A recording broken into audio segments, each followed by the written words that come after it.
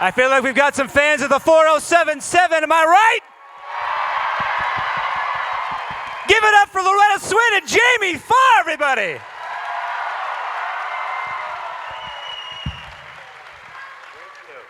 Boy, oh boy, we have got a crowd in here today. Anybody seen all episodes of MASH?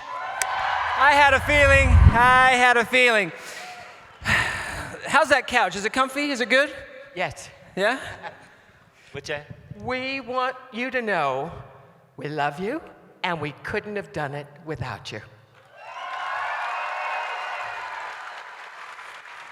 Jaime, what's it like to see the excitement like this for MASH nearly 50 years later? You know, what it is that we work in a sound stage, it's stage 9 there, and it's like a big warehouse. And we go to work, there's a camera in the sets, and then we're in our costumes. And you don't know what it's like once you've done it, because we don't go out into the public. And then when you go out into the public, we go, what the heck are they getting so excited about, you know? We forget it goes all over the world and we become famous. In California, though, they ignore us. Especially if you live in Calabasas. Everybody wants to know if you know the Kardashians. Here's the thing, in California, you could be going into a delicatessen and Paul Newman is sitting at the counter. So, of course, we're nothing, you know. But it's true, when you go out and meet your friends, your family this way, it's overwhelming. Well, I think we all have those moments where, I know for me, I remember watching the local news at night, and then the reruns of MASH would come on right after that. And so that was my nightly routine, watching MASH every night. Corporal Klinger, Hot Lips, and everybody else with the 4077. It's an honor. It's Major Houlihan. Oh, Mike, excuse me.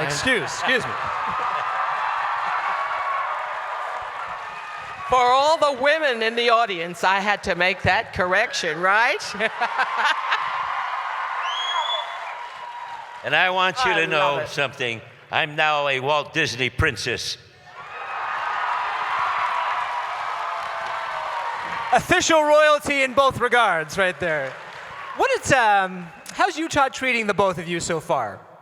What? How is Utah treating the both of you so far? I still didn't get it. What? Slow down, enunciate, say it again. My lips aren't as hot as yours. How is Utah treating the both of you so far? Oh my, you guys Wonderful. are so great. Honestly, Yeah. we get gifts all the time and hugs and kisses, and yeah, this is, I've been here before doing theater. You're a great theater place. Oh, you're such a great audience. Years ago, 1962, I was doing a movie called The Greatest Story Ever Told, and we were 9 months in Moab and Waweep, Utah. So I'm sure some of you are familiar with that. Yeah.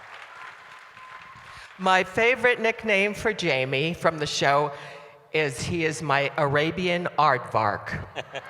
I love that. I love that.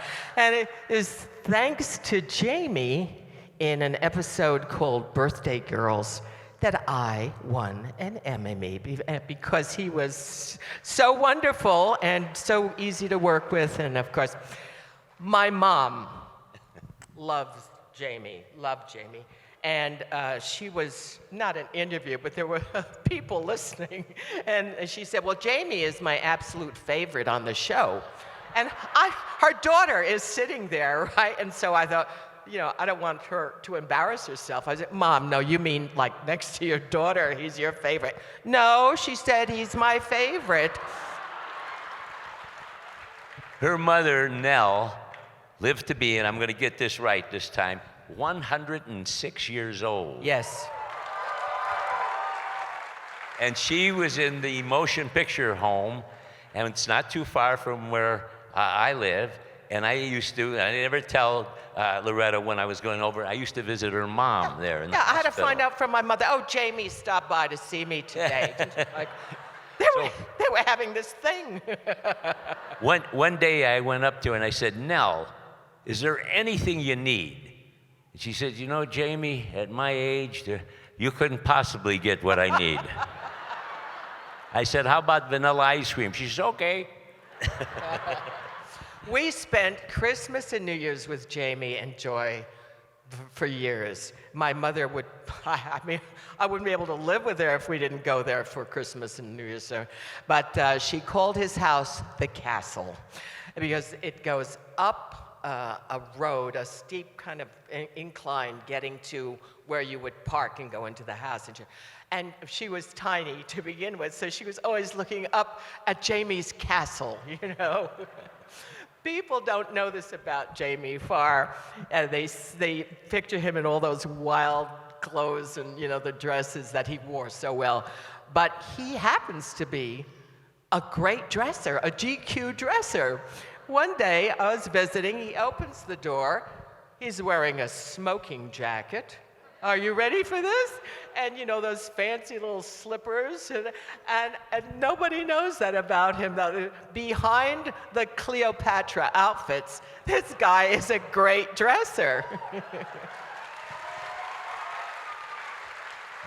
May I tell you a very fast story? A lot of people say, you know, what was your favorite dress on the show, or so on and so forth. Well, of course, the people that picked them out, they show you the bad taste they were. One of them was a talent scout for the LA Dodgers. So you can imagine, you know, when he goes into the wardrobe department, we've got Alice Faye, Betty Grable dresses, all kinds of dresses to pick out. Well, they picked one out that Ginger Rogers had worn in one of her movies there, dancing movie. And we did a takeoff on Ginger Rogers and Fred Astaire and had this gold lame dress on. And Nurse Kelly Nakahara was supposed to be Fred Astaire, and we did Dancing Cheek to Cheek. Well, the show aired, and everybody was laughing at it. And the next day, I was in the commissary at 20th Century Fox, and who's there? But Ginger Rogers. She's doing a guest spot on Love Boat. And she comes over to me, she says, Jamie, I saw that show last night. She says, I want to let you know that that dress looked a heck of a lot better on you than it did on me.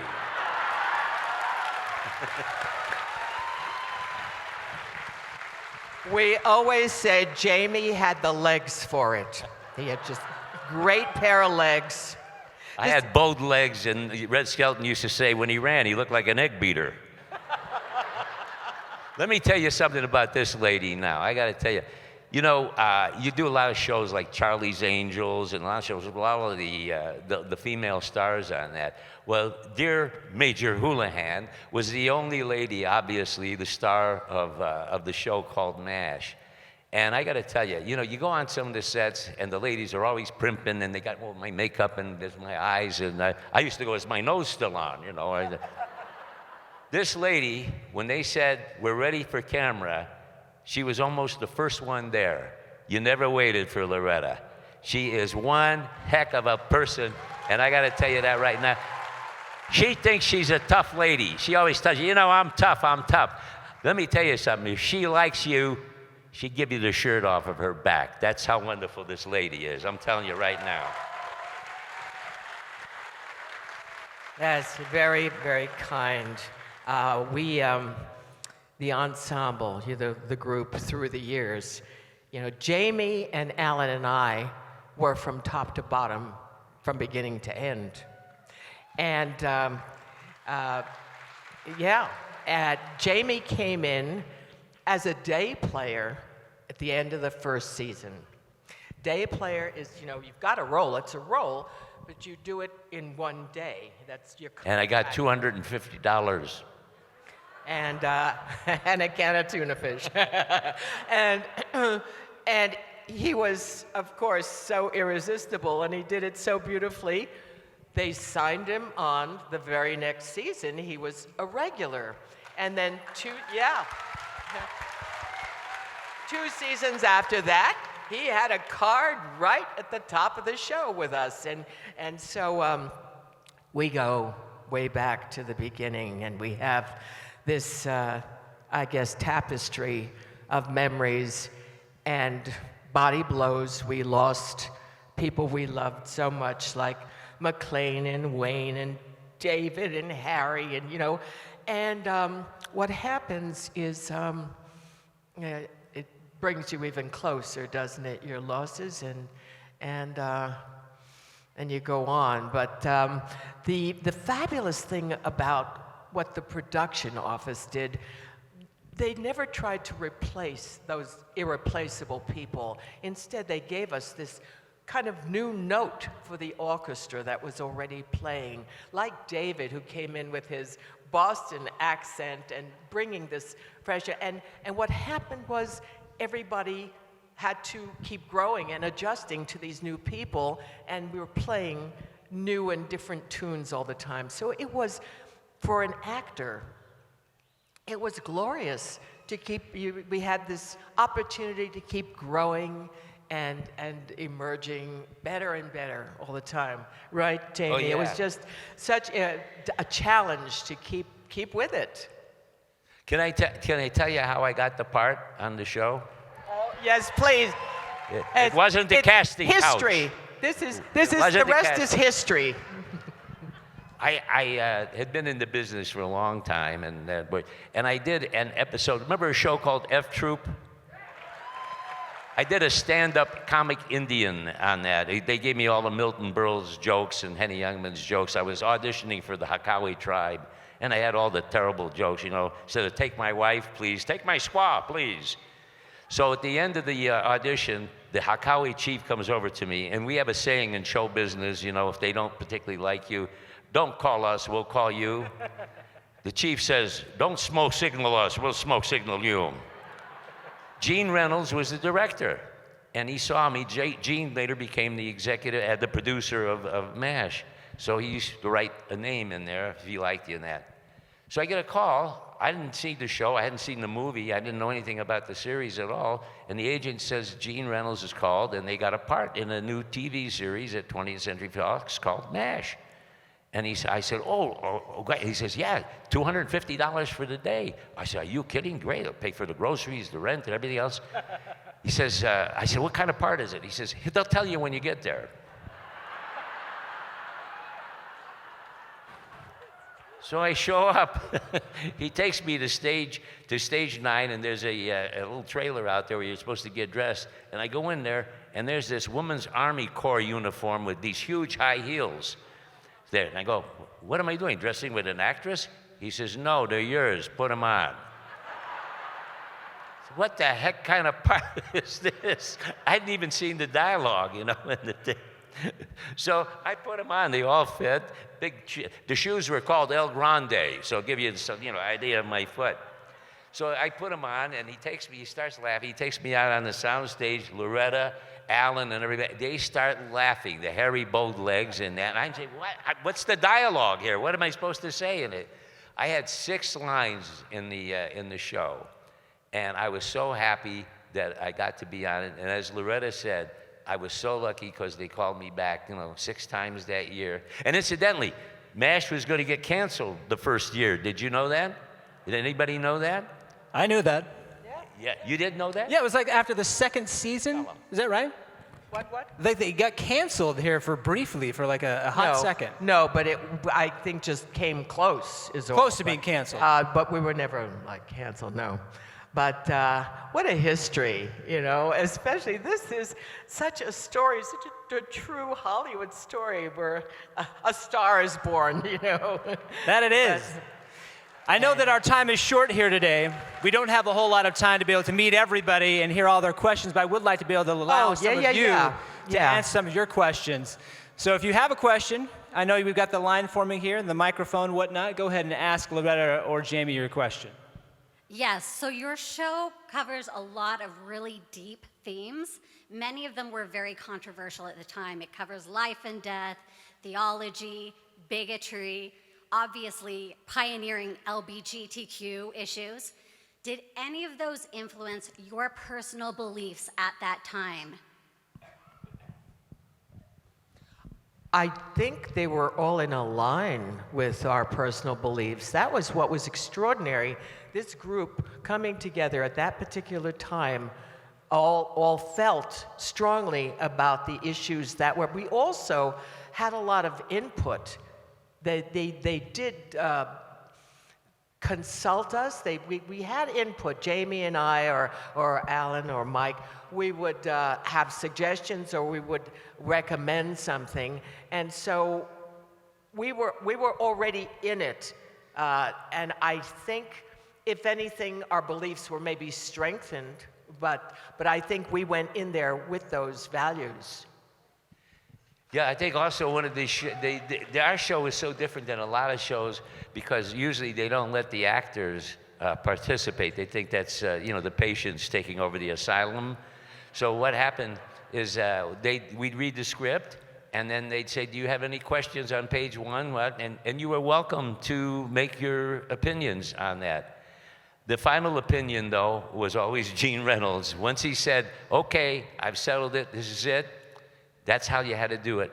It wasn't ad-libbed. We did a couple shows that we did ad-lib in, but that once they okayed the script, you had to say it the way they had written it and had okayed it. And if you're going to change it, you had to call the front office and say, can I change this word? Why would you want to if you had a Gene Reynolds or a Larry Gelbart, who was a genius, Oscar-winning? Yeah.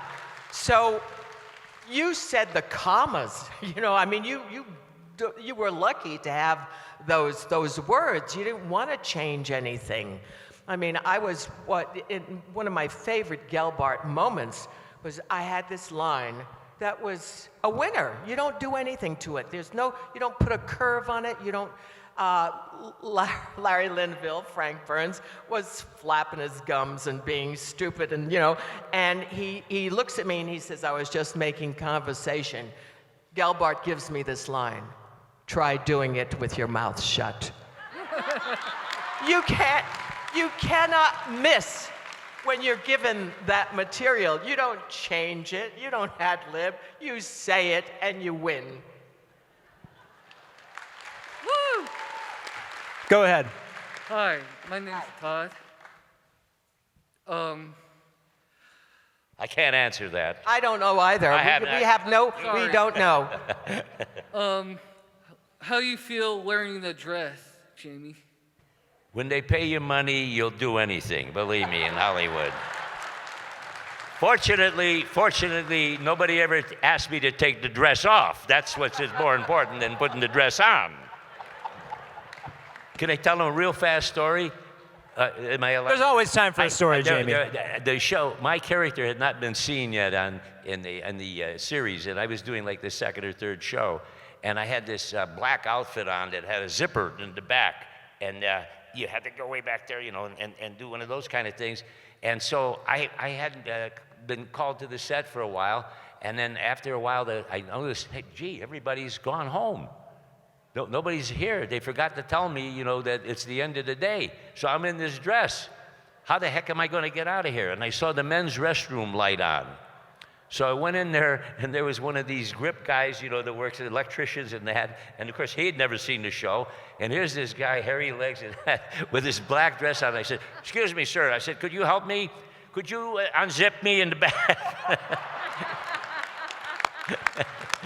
So he did. He went out there, and I said to Larry Gelbart, I said, I wonder what that guy thought when he went home to tell his wife. He says, he probably said, I just saw the ugliest woman in my life.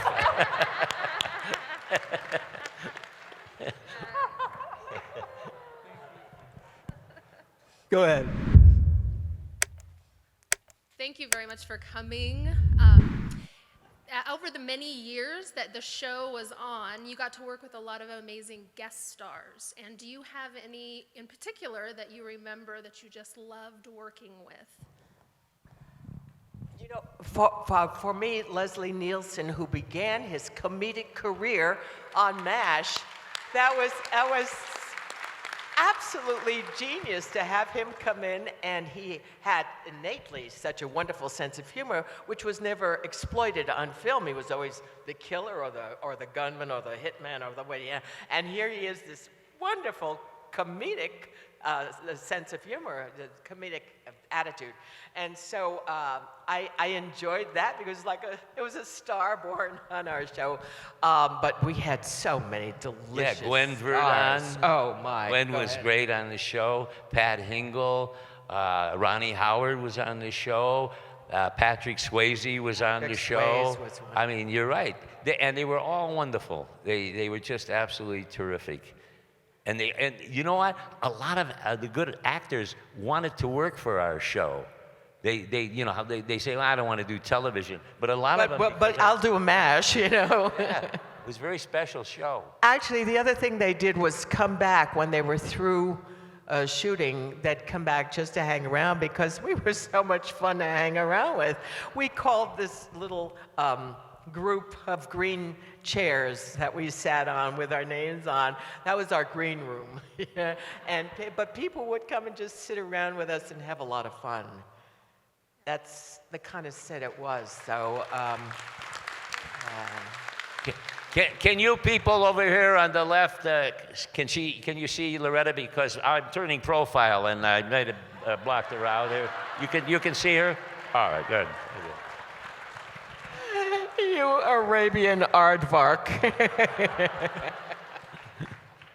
I love that punim. I love that nose. I love that man. There's a lot to love there, I gotta tell you. Your nose made it there in 5, Jamie. I just wanted to ask, what was it like filming the winter episodes in the heat of summer in California? Hot. Melting. We would melt. Our makeup would melt. It was tough, but it was also difficult early in the morning if you were there at 5 in the morning at the exterior set. It was cold. I remember during the first season, Wayne was like blue. He had a little drop coming down his nose and it froze. He had this little icicle on his nose. So we were all huddled for warmth. And I had this theory that that's why we were close instantly. We were keeping each other warm and it worked. We were inseparable. Usually what they did is and it used to frustrate the heck out of me, is that they'd shoot the scenes that were supposedly in the heat, they'd shoot that when it was cold. Always. When it was cold, when the opposite of that, they do the other thing. And what I really hated them, do you remember this show that I did when I was Lady Godiva? That was when it was freezing cold out there, you know? Did anyone forget Lady Godiva? I mean, I gotta tell you. And then the ones where it was really hot, I had to wear the fur coat, the big coat on there, and sweating like crazy. They could have at least helped you shoot the winter episodes in the winter and then the summer in the summer. Yeah. they planned it that way. Yeah. I don't know why that is. Maybe they're making you earn your money a little more. Do you think? Maybe. Go ahead. Good afternoon. My name is Cricket, and thank you for being a huge part of my life growing up. I feel so blessed to have known you through television. My question is for Loretta. Did you find that the women's lib movement in the early 70s informed the writers of MASH with the impressive... Oh, stop. You're kidding, right? The writers? The guys? Unenlightened. You've never... No. I wanted to ask also, did you have any input, any Lots. part of that process? Lots. Okay. Because somebody had to do it. They were great. They're great, intelligent, wonderful guys. I mean, I'm not talking about the ensemble so much as writers and the suits in the offices, whether it's CBS or Fox or whatever. Just not mean or cruel, just unenlightened. Okay, I'll give you a wonderful example, having nothing to do with the crew and the ensemble. Are you about to spill the tea, Loretta? My costumer went to Fox to get a raise. She called me. She said, they may not have me for you this year because I'm giving them problems. I said, what are you doing? She said, well, I went and I asked for a raise. I said, well, a lot? I mean, she said, I wanted to be paid as much as the men's costumers on the lot. I said, this sounds reasonable. What did they say? She said, it's not Fox policy to pay a woman as much as a man. Now, you don't say this to me, okay? You know, can you see me going ballistic? So We called in labor relations, and this lady, Selah, God, what a woman, went on a one-woman strike. She would not take a no for an answer, and as a result, she got a raise. Now everybody was equal for every woman costumer on the lot. But it's a form of education. Now, I know I'm kidding you when I say, excuse me, not hot lips, but in a small way, I'm not kidding, because after a while, you had to be aware that she was more than one piece of her anatomy. She was a strong, determined, ambitious, devoted, fragile. She was a wonderful, wonderful, full-blown woman. And, you know, it was not fair to call her just one thing, you know, well, bosom or lips or whatever. And we stopped it early on. By the third season, Hot Lips was no longer in the script. It said Margaret, you know, when it, you know, the character's gonna be speaking. It was a process, but I finally, after, to use Mike Farrell's word, he said, I would hear Loretta railing, but I finally convinced them from going out into the world where my fans would say, what are you doing with this guy? You have no respect for him. He's not a good doctor. He's married. There's no future. He's not tall, dark, and handsome. What are you doing? Because they were writing me brighter, and they were writing Larry sillier. So I would go back and say, you know, blah, blah, blah. Finally, it was on hiatus. I was on Broadway doing a show, and the collection of writers and producers called me on the phone, and we had a conversation. They began with, okay, we're listening. What do you see in her future coming up? I said, she goes to Tokyo. She falls in love with a guy who outranks Frank. He's not a doctor. She has a lot of respect for him. He's tall, dark, and handsome, if you can work that in. And she brings him back to the 407 7th, and she's engaged. So they loved it. This is great. You know, we can see Linville tearing off the doors to the mess tent when he finds out. That's great. So we don't lose any comedy. It's amplified by the truth. Okay, so we do that. Jean Reynolds, who was divorced and remarried and happily, said, okay, then what happens? I said, then I get married. He said, oh, gee, I don't know. Sweetheart, that's a little permanent. I said, Jean, you're divorced. What's permanent about this idea? So they all laughed. They went along with it. I said, fine. So I got married. My maid of honor. He wept clear through the ceremony. Yeah. But it was lovely. My dear Harry Morgan gives me away. I mean, it was perfect. And then with this beautiful thing that Alan wrote for us, Comrades in Arms. And I'm reading him a letter that my husband wrote to another woman and put in the wrong envelope. And I get a letter where he's talking to her about this wonderful weekend they had in Hawaii or something. So not to be cheated on, I'm now out of that. And so we kept on growing. She kept on growing. And the most wonderful thing they allowed me to do was show her vulnerability. Just because she was tough and strong and capable, it didn't mean that she wasn't feminine and vulnerable and fragile. She was a human being.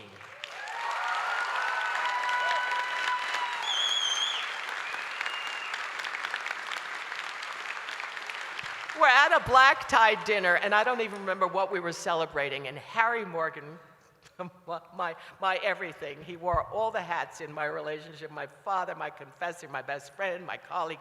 Anyway, I was lying through my teeth saying it was so wonderful to be treated as an equal. And Harry gets up and says, speaking for myself, I've never treated Loretta as an equal because she is my superior.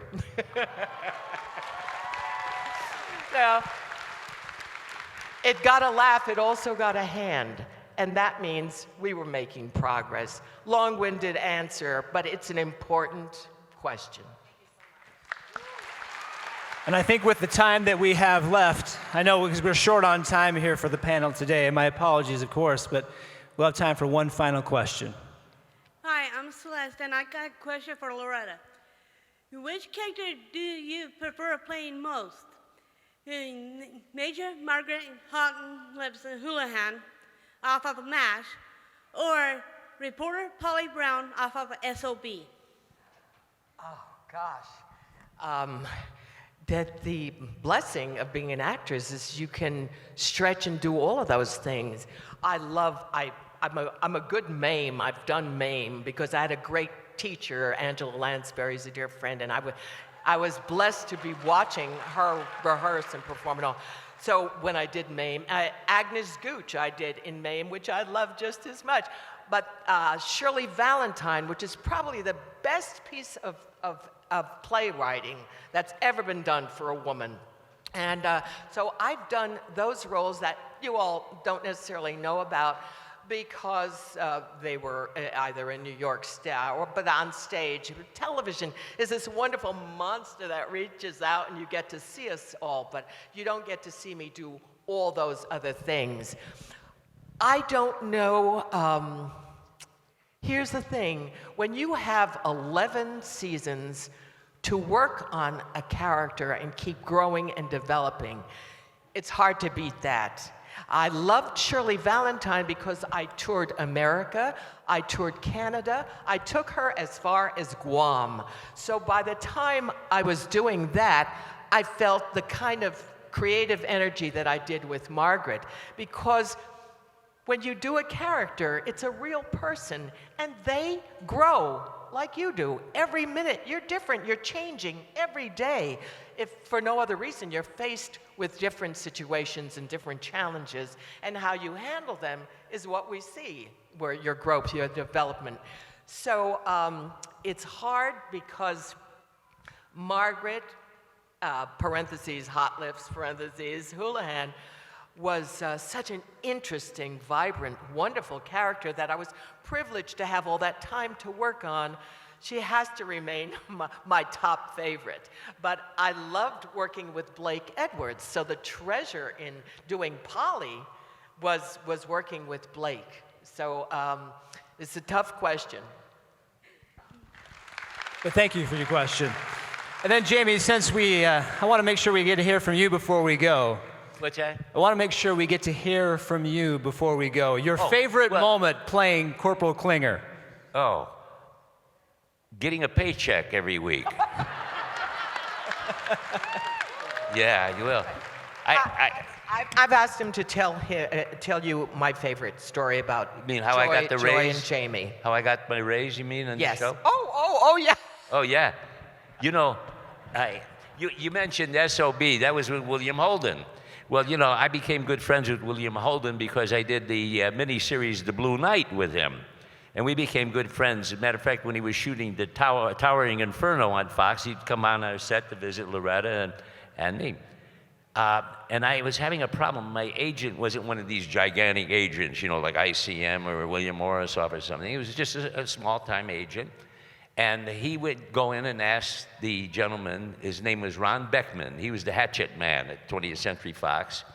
And he said, you know, Jamie deserves a raise in salary, you know. I mean, he's getting to be very popular on the show, and I wasn't making that kind of money. And he said, let me tell you something, sir.